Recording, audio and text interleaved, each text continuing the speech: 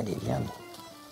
L'accouplement un mâle, une femelle, c'est bien trop classique. Il y en a qu'on trouvait plus rigolo, ce sont les hermaphrodites, les escargots et les limaces, comme celle que j'ai sur le doigt.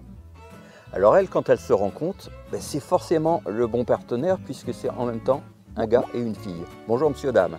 Donc ça marche à tous les coups, ils s'accouplent, ils ont tous les deux ce qu'on appelle un ovotestis, moitié ovaire, moitié testicule. Quand on tombe sur un accouplement, on voit une masse entre les deux, c'est le pénis géant de chacune, ou plutôt de chacun. Les limaces et les escargots sont des animaux très lents. Et justement, hermaphrodite, ça a un intérêt parce qu'ils ne rencontrent pas de partenaire tous les jours. Donc c'est forcément le bon. Et l'accouplement lui-même peut durer 10-12 heures. Ce sont des animaux très très sensuels. Bon, je vais remettre cette limace où j'ai trouvé. Je me suis mouillé les doigts pour ne pas user son mucus parce que l'humidité, c'est très important chez ces animaux.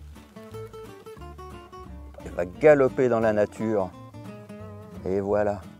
Alors la limace, c'était un hermaphrodite simultané. Il y a aussi des hermaphrodites alternatifs, c'est-à-dire qu'ils changent de sexe au cours de leur existence.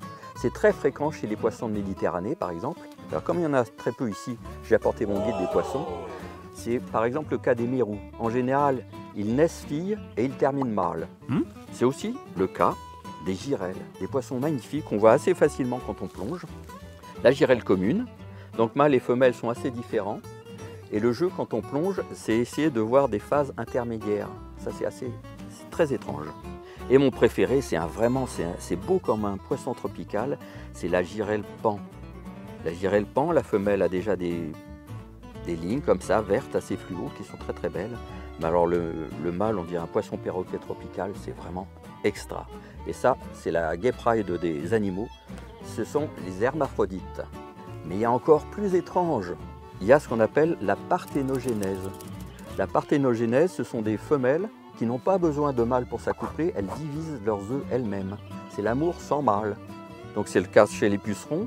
C'est aussi, on trouve ça chez les lézards fouette-queue. C'est des lézards qu'on trouve par exemple sur les plages en Guyane. Il n'y a que des femelles.